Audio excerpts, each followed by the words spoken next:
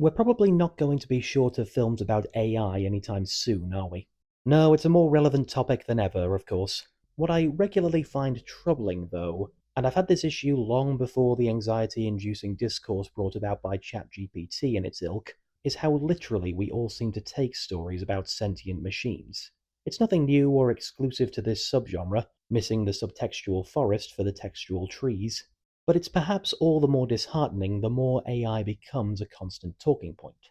Star Trek The Next Generation had to go out of its way as early as Season 2 to bring the themes of these stories of human discrimination and oppression to the surface via a rousing Captain Picard speech, and still, after 7 seasons of mostly nuanced characterization, in which Data never learns outright but subconsciously discovers bit by bit that his curiosity and adaptability are what define his individuality, his humanity, that it is something he's had from the very beginning. The resolution to him achieving his dream and becoming more human still comes in the films and sequel series in the form of cosmetic changes that homogenize him and strip him of his unique qualities. It's like watching The Wizard of Oz and thinking that the wizard's gifts are actually useful to the characters. I don't mean to imply that the intended message of these actions was give in to discrimination and fall in line, but I do think it's indicative of how we fail to see stories about sentient robots as anything more than stories about inhuman objects. If we ever get to the point where AI becomes genuinely sentient, I despair that it seems a near certainty that we'll repeat every mistake our fiction has warned us about.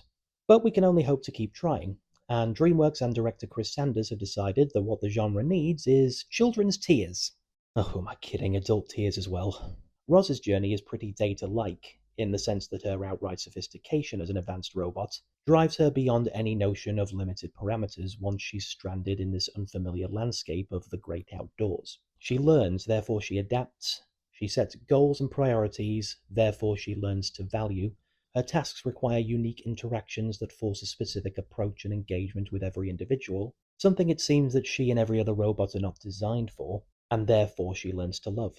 The visual of an advanced robot lost in nature with no other man-made elements is obviously engaging in and of itself on a purely aesthetic level, but it also makes for a fresh interpretation about learning and discovering humanity by removing the influence of humanity. Yes, the animals Roz interacts with are pretty thoroughly anthropomorphized. This is not the silent film the first trailer hinted at it being, but it still implies that the bestial instinct of the wildlife is Roz's primary source of motivation to explore outside of her programming, identify commonality with the creatures around her, and both feel more assured not just about who she is, but who she is to those around her, where she belongs within a community or ecosystem, and how much of that is something she can control and inform. The animals guide her, particularly the fox Fink, but the more well-rounded Roz becomes, the more assured she is in influencing them to reach beyond their parameters too.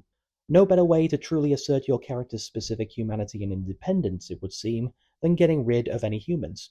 And if you can do that while weaving in a parental drama that'll leave everyone a blubbering mess, all the power to you.